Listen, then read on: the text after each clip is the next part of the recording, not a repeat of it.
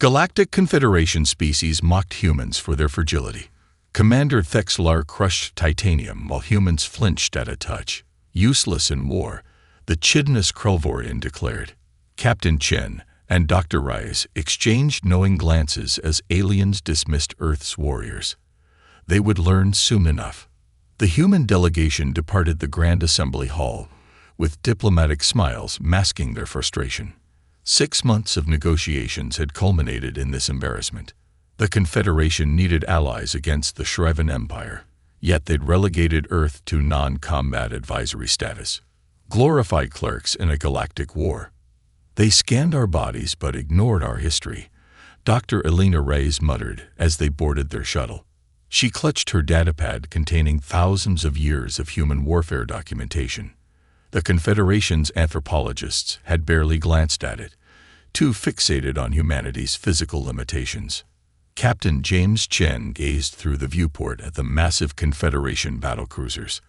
Their hulls bore the scars of recent Shriven attacks. "They're losing this war," he observed quietly. "The Shriven have taken 3 more systems since we arrived." The shuttle's communication panel chimed. Admiral Zhou's weathered face appeared on screen. "I've reviewed your report," she said from Earth Command. "The Security Council wants to withdraw our application for Confederation military integration." Chen exchanged glances with Reyes. "With respect, Admiral, request permission to proceed with Plan Delta." A moment of silence stretched between Earth and the distant diplomatic station. Admiral Zhou finally nodded. "You have 3 months to demonstrate human military value. After that, we focus on trade agreements only." The shuttle docked with the Earth vessel Indomitable *. Unlike the ornate Confederation warships, the human craft was utilitarian, lacking the intimidating silhouette of other species' military vessels. Its captain welcomed the diplomatic team with a salute. "Did they buy it?" Captain Sanchez asked. Chen smiled thinly. "Completely. They think we're fragile creatures barely worth protecting." Dr. Reyes activated her datapad, displaying a star map with a pulsing red indicator. "The Shriven are massing forces at Proxima Centauri. Intelligence suggests they'll strike within 2 weeks." "Perfect timing," Sanchez replied. "Our colony there has finished the underground preparations. Defense systems are disguised as mining operations." Chen nodded. "The Confederation's battle group will evacuate their personnel at the first sign of attack, abandoning our helpless colonists. And when the Shriven ground forces land expecting easy prey, Reyes let the thought hang. They'll discover what humans truly are," Chen finished. "Not through our words or historical records, but through combat. The Confederation dismisses what they haven't witnessed firsthand." Admiral Zhou's final orders flashed on the main screen. "Operation Revelation authorized." As the Indomitable * set course for Proxima Centauri, Captain Chen stared at the stars. Humanity had spent millennia fighting itself, perfecting the art of war against the most dangerous enemy imaginable, other humans. Now they would show the galaxy what that crucible had forged. The fragile species was about to reveal its strength. Shriven warships surrounded Proxima Centauri. Confederation forces evacuated, abandoning the human colony. Using mining equipment and agricultural chemicals, humans created makeshift defenses. When elite Shriven troops landed, they met unexpected resistance. 3 days later, the invaders retreated. The galaxy buzzed with news. Soft-skinned humans had repelled veteran warriors. The Confederation evacuation order came exactly as predicted. Their ships departed in haste, commanders offering perfunctory apologies to the human colonists. "Your sacrifice will be remembered," the Krelvorian officer transmitted before their final jump to safety. Sarah Okonkwo, former Earth military engineer and current colony operations director, watched the Confederation ships vanish from their sensors. She activated the colony-wide communication system. "They're gone. Execute Operation Hedgehog." Throughout the settlement, civilians moved with practiced efficiency. Children and non-essential personnel retreated to underground bunkers disguised as storage facilities. Meanwhile, Mining crews drove excavation vehicles to predetermined defensive positions around the colony's perimeter.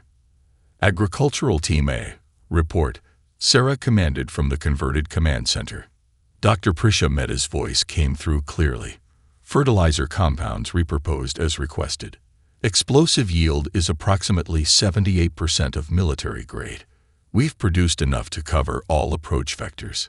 Colony Defense Coordinator Jackson Martinez gestured to a tactical display showing the Shriven fleet entering orbit. First wave in 30 minutes.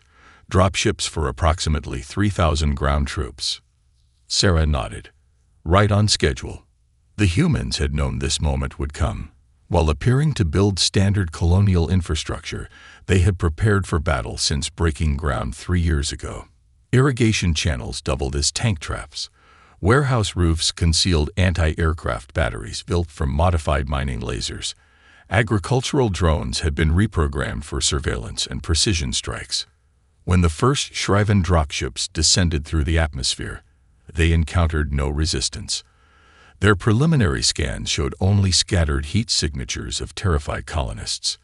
The Shriven war captain, Dravtek, ordered standard intimidation protocol: land in force, eliminate any armed resistance, then round up survivors for processing.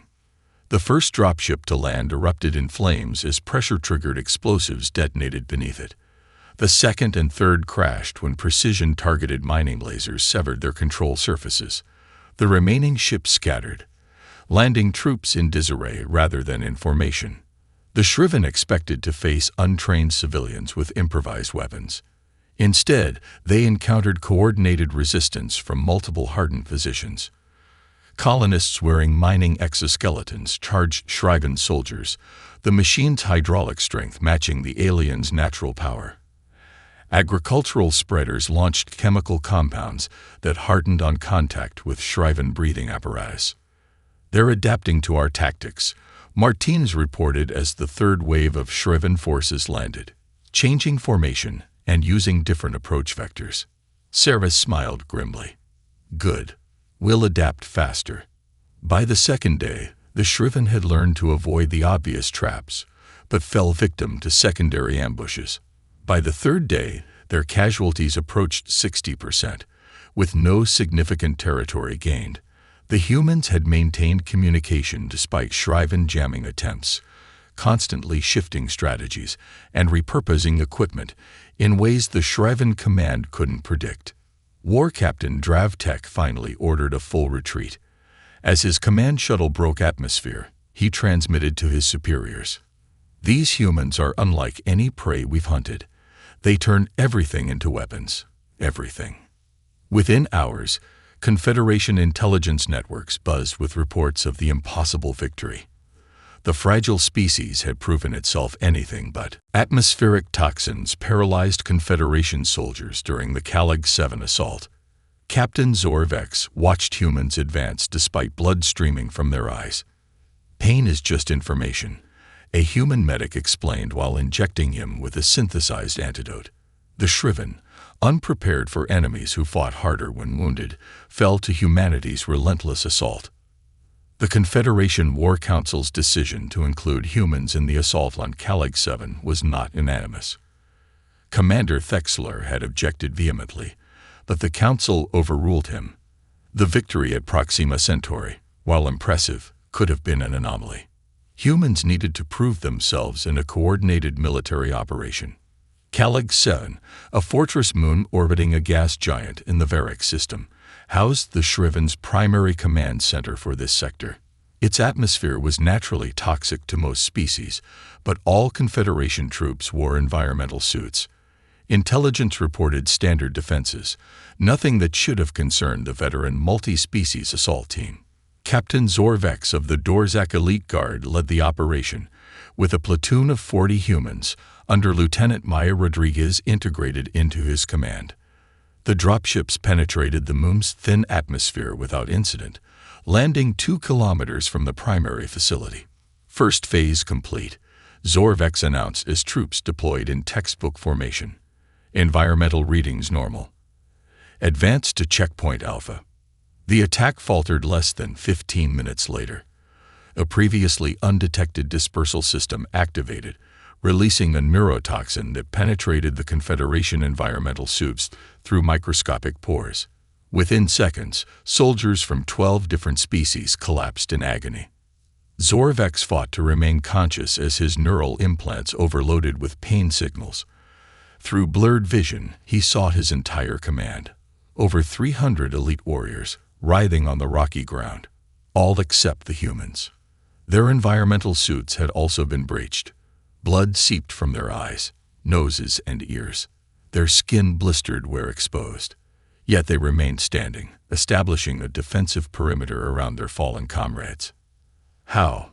Are you still functioning?" Zorvex gasped as Lieutenant Rodriguez knelt beside him. "Pain is just information," she replied, her voice steady despite the blood dripping from her chin. She injected him with a clear fluid. "Our medics have synthesized a partial antidote. It won't stop the pain, but it will allow your motor functions to return." Human medics moved efficiently among the downed soldiers, administering injections. Meanwhile, the rest of Rodriguez's platoon continued advancing toward the facility, moving in precise formation despite their obvious suffering. Through the comm channel, Zorvex heard their tactical chatter. No complaints, no acknowledgement of their condition, only focused communication about enemy positions and approach vectors. As his mobility gradually returned, Zorvex watched in stunned disbelief as the human soldiers encountered the first Shriven defensive line. The aliens had emerged from their bunkers, expecting to find incapacitated invaders. Instead, they met humans fighting with ferocious intensity, seemingly energized rather than diminished by their injuries. "They're using the pain," whispered a Nyx-Aerie soldier beside Zorvex, converting it to aggression. By the time the rest of the Confederation forces recovered enough to advance, the humans had already breached the outer defenses. Surveillance footage later recovered from Shriven computers revealed the defenders' confusion. "They should be dead," a Shriven commander hissed to his subordinate. "Their vital signs indicate catastrophic system failure, yet they fight harder than before." When the fortress finally fell, Lieutenant Rodriguez found Captain Zorvex in the command center. He stared at her blood-stained uniform, then performed a formal Dorzak salute. "The Confederation has misjudged humans," he acknowledged. "We thought you weak, because you feel pain more acutely than us. We never considered that this sensitivity would make you masters of enduring it." Humans revolutionized Confederation military technology. Dr. Tanaka developed self-repairing starships. Mendez created adaptive armor. Dr. Mohammed found the fatal flaw in Shriven shields. When criticized for unorthodox methods, she replied, "The universe doesn't care about tradition. Neither do we." Within months, 12 lost systems were reclaimed. The integration of humans into the Confederation Research Division began as a political concession. After Calag 7, ignoring human military potential became impossible, but many council members remained reluctant to fully embrace the fragile species. Assigning them to research positions seemed a safe compromise, acknowledging their contributions while keeping them from frontline combat.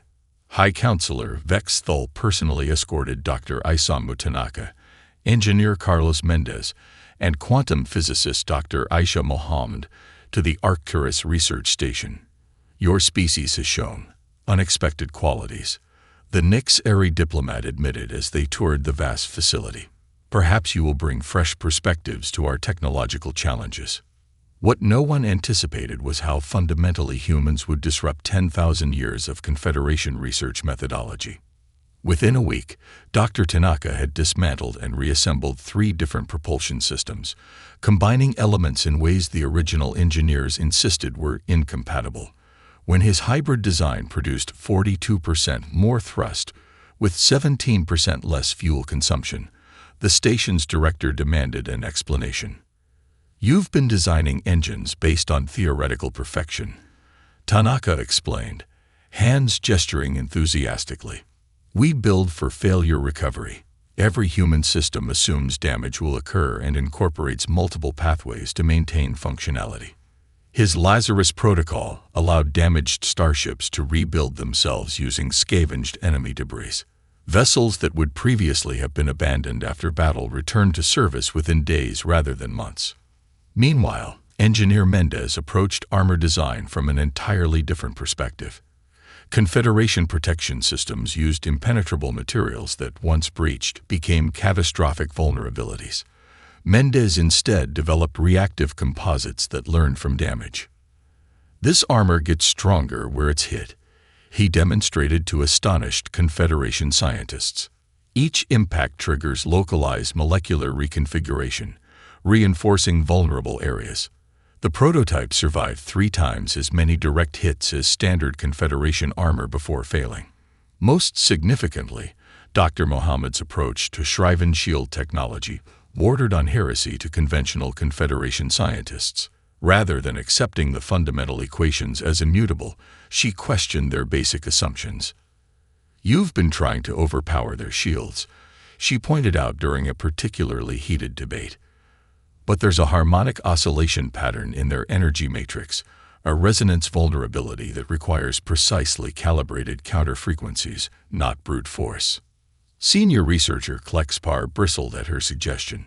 "We've studied Shriven shields for 3 centuries. If such a vulnerability existed, we would have found it." Dr. Mohammed's response became legendary throughout Confederation space. "The universe doesn't care about tradition. Neither do we." When her modified weapons penetrated previously impervious Shriven defenses in the first field test, resistance to human methodology crumbled. Within weeks, human innovation teams were embedded in every major Confederation research facility. The results transformed the war. Ships equipped with human innovations reclaimed 12 systems previously lost to the Shriven in less than a standard year. Admiral Grexlak, who had once dismissed humans as barely qualified for maintenance duties, now refused to launch campaigns without human technical advisors aboard his flagship. "They see possibilities where we see only limitations," he explained to the War Council. "Their physical fragility has made them masters of turning weakness into strength." Ambassador Lin Wei uncovered the Shriven's surprise attack plans during peace negotiations. Instead of warning them, humans deployed psychological warfare. They leaked footage of humans surviving supposedly fatal conditions and fabricated histories of humans defeating ancient powers. The terrified Shriven fleet surrendered without firing a shot. The Shriven Emperor Vex Thiller's peace overture caught the Confederation by surprise. After decades of relentless expansion, the sudden request for diplomatic channels seemed suspicious, but the War Council couldn't afford to ignore the possibility of ending the costly conflict. Ambassador Lin Wei was not the obvious choice to represent humanity at the negotiations. At 58, the former history professor and intelligence analyst lacked the imposing physical presence of military representatives from other species. The Shriven delegation openly sneered when she joined the Confederation team on the neutral station orbiting Rigel 9, sending their weakest to discuss their surrender. A Shriven commander hissed to his subordinate, deliberately loud enough for the translation systems to catch. We smiled politely and said nothing. Her attention focused instead on subtle discrepancies in the Shriven communication patterns. While their words spoke of peace, their body language and phrasing suggested deception. During the 3rd day of negotiations, while Confederation delegates debated territorial concessions, Wei accessed the station's communication array. What she discovered confirmed her suspicions. Encrypted Shriven transmissions containing battle coordinates for a massive fleet gathering near the Arcturus system, the location of the Confederation's primary shipyards. Instead of immediately alerting the Shriven to this discovery, Wei contacted Earth Command with an unprecedented proposal. "They believe we are predictable," she explained to the astonished generals. "Let's show them how humans fight on the psychological battlefield." Operation Phantom began within hours. Human intelligence units analyzed thousands of intercepted Shriven cultural transmissions, identifying their species' deepest fears and propaganda vulnerabilities. They discovered that Shriven military doctrine rested upon certainty, the absolute conviction that they could predict enemy responses based on known species characteristics. Wei's team leaked doctored battlefield footage showing humans surviving conditions that should have been instantly fatal, emerging unharmed from vacuum exposure, continuing to fight with severed limbs, remaining conscious after lethal toxin exposure. The footage was distributed through compromised Shriven intelligence channels, presented as classified Confederation records. Simultaneously, human historians created elaborate falsified records suggesting Earth had previously encountered and defeated two extinct galactic powers whose descriptions matched ancient Shriven religious texts about the Devourers and the Endless Shadow. These fabricated histories were strategically placed where Shriven cultural analysts would discover them. Most devastatingly, human communication specialists began intercepting and slightly altering routine Shriven tactical transmissions, introducing errors and contradictions that suggested their own commanders were working against them. When the Shriven launched their surprise attack on the Arcturus system, they encountered a fully prepared Confederation fleet. More unsettling to the Shriven commanders, the human ships executed maneuvers that precisely countered their attack formations, movements decided upon mere moments before execution. Panic spread through Shriven ranks as soldiers reported sighting humans who had supposedly been killed returning to battle. Communication breakdowns left units isolated and confused. The precise targeting of human weapons against Shriven weak points they believed were unknown to any species, but themselves created a sense of impossible omniscience. For the first time in their 12,000-year martial history, an entire Shriven battle fleet surrendered without firing a shot.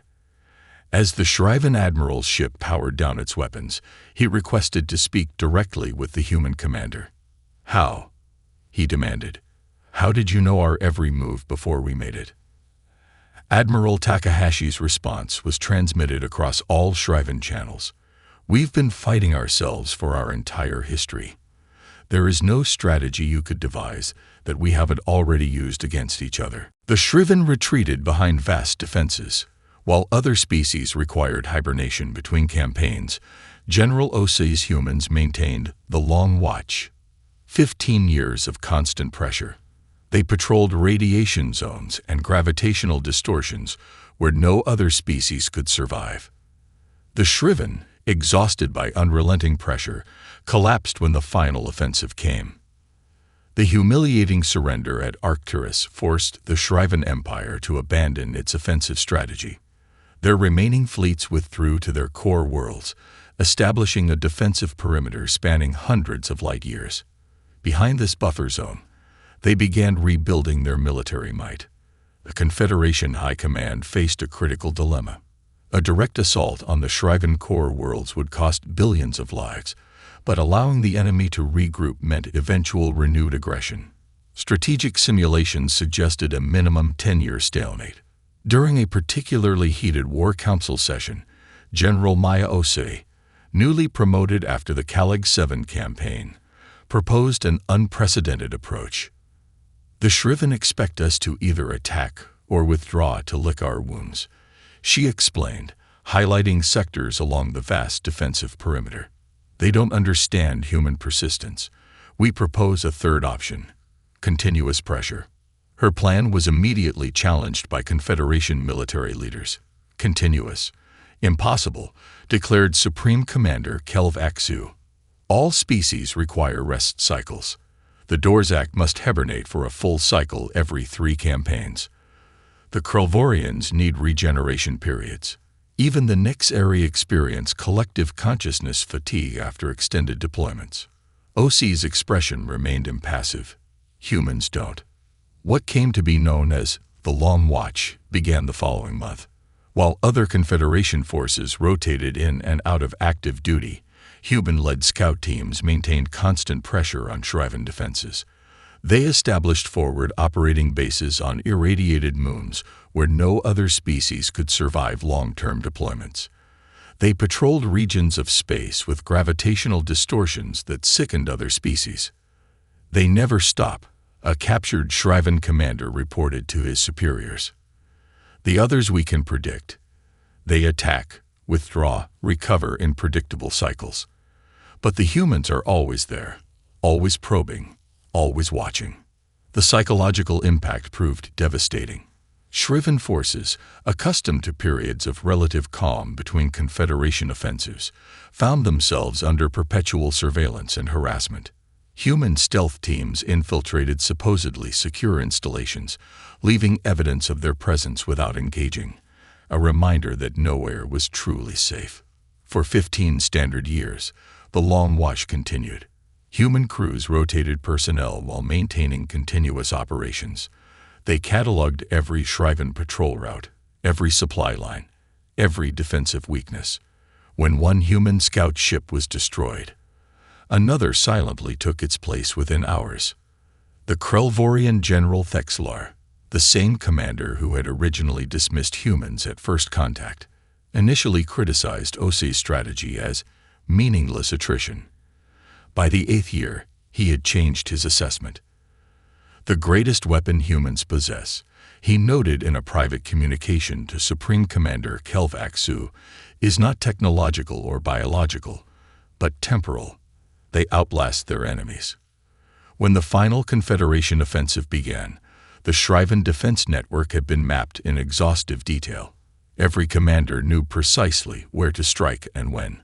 The Shriven forces, exhausted from 15 years of constant vigilance against an enemy that never retreated, never rested, and never relented, collapsed in weeks rather than the projected years. As OSE's flagship approached the Shriven homeworld to accept their unconditional surrender, her executive officer asked the question many had wondered: "How did you know this would work?"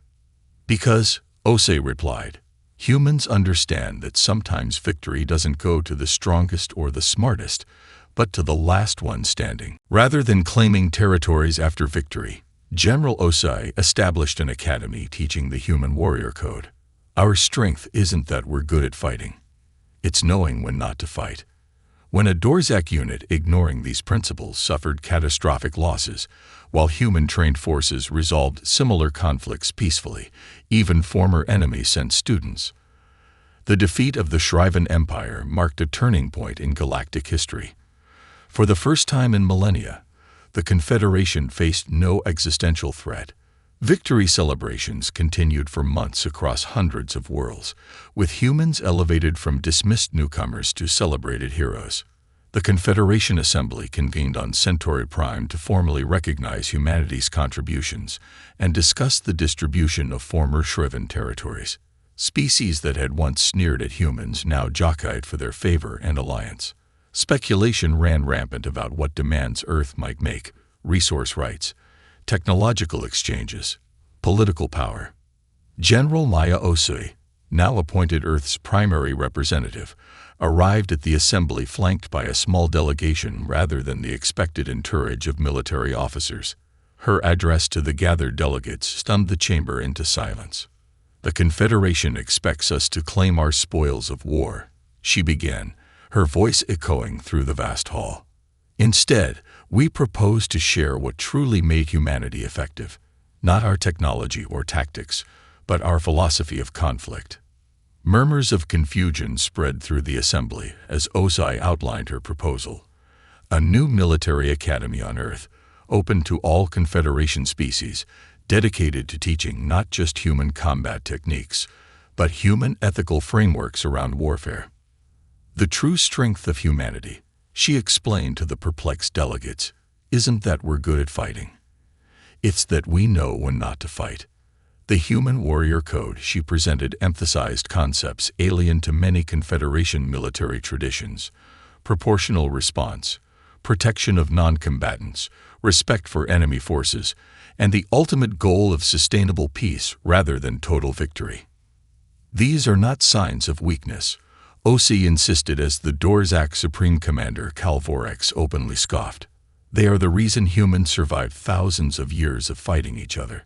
Without these principles, we would have annihilated ourselves long before reaching the stars." Debates raged for weeks. Many military leaders dismissed the human warrior code as idealistic nonsense that would hamper effective warfare.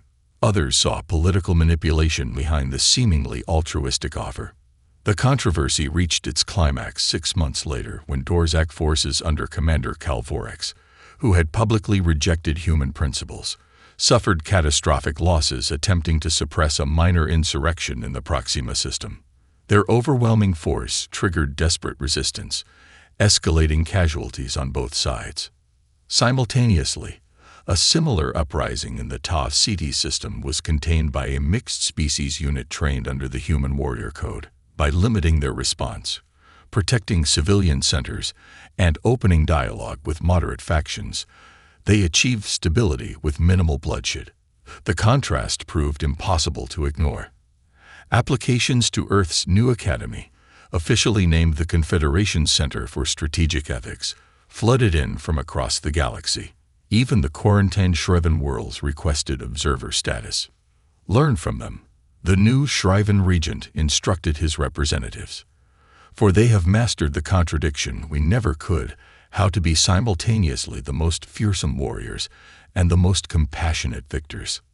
As the first class of alien cadets arrived on Earth, they were greeted by Academy Commandant James Chen, the same officer who had stood silently while aliens mocked human fragility years before. "Welcome," he told them simply. "You've come to learn how to fight like humans. First, you must learn when not to." A century later, when the terrifying void hegemony emerged from a wormhole, humanity led the defense. Admiral Washington's multi-species fleet faced psychic attacks that drove many to madness. Human specialists deployed countermeasures developed from studying their own ancient traumas. After 27 days, the void threat was neutralized and eventually integrated into galactic society. 100 years after first contact, humanity's place in galactic society had transformed completely. The Earth-based Confederation Center for Strategic Ethics had graduated over 50,000 alien officers. Human military advisors served on every major Confederation vessel. Species that once dismissed humans as fragile curiosities now sent their children to Earth universities to learn human thinking. The century of peace had allowed unprecedented prosperity and cooperation.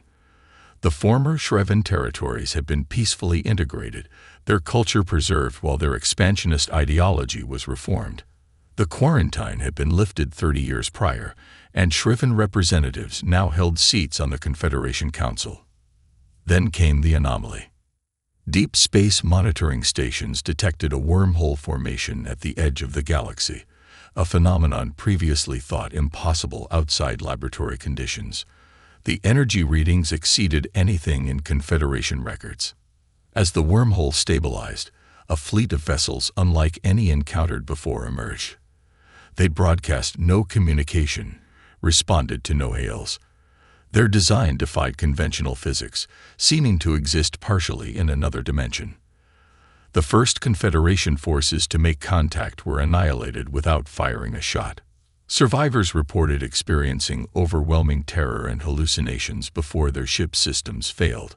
The void hegemony, as they came to be known, advanced methodically toward populated systems. The Confederation Council unanimously appointed Admiral Kamal Washington, a graduate of the first class of the Strategic Ethics Academy, to lead the defense. His ancestry traced back to Captain James Chen through his maternal line and General Maya Osui through his paternal line, a living embodiment of humanity's rise to galactic prominence. Washington assembled the largest fleet in Confederation history. Vessels from over 300 species, all commanded by officers trained in human combat doctrines. As the void vessels approached the critical junction at Deneb, the fleet stood ready. The battle began with psychic assaults that exceeded anything the Confederation had prepared for. Many species representatives collapsed, overwhelmed by projected terrors that triggered neurological breakdowns. What the void hegemony hadn't anticipated was humanity's experience with psychological trauma. "Deploy the mind shields," Washington ordered. Human psych specialists activated countermeasures developed by studying Earth's ancient conflicts and collective traumas. "We've faced our own demons for millennia," the Admiral told his struggling alien colleagues. "These are just someone else's." When conventional weapons proved ineffective against the phase-shifting void vessels, Human engineers worked alongside alien technicians, creating hybrid solutions that incorporated elements from dozens of different technological traditions. Weapons that should have taken months to develop emerged from improvised labs in hours. The battle lasted 27 days. Human-led boarding parties penetrated void vessels, establishing first communication with the entities inside. What they discovered shocked the galaxy. The void beings weren't invaders but refugees, their psychic projections not weapons but expressions of species-wide trauma from the collapse of their home dimension. By the battle's end, the void threat had been neutralized, not through destruction but understanding. Human diplomatic teams established the protocols that would eventually integrate the void beings into galactic society, turning potential annihilation into cultural exchange. At the victory celebration, Elder Thexlar, the same commander who had dismissed humans at first contact a century before, performed the ancient Krelvorian ritual of honor submission before Admiral Washington. "We believed ourselves the greatest warriors because we were born strong," the aged alien acknowledged, his once mighty frame now bent with years. "You have shown us that true warriors are not born but forged through adversity. The universe has never known warriors like humanity, not because you were destined for greatness, but because you refused to accept anything less."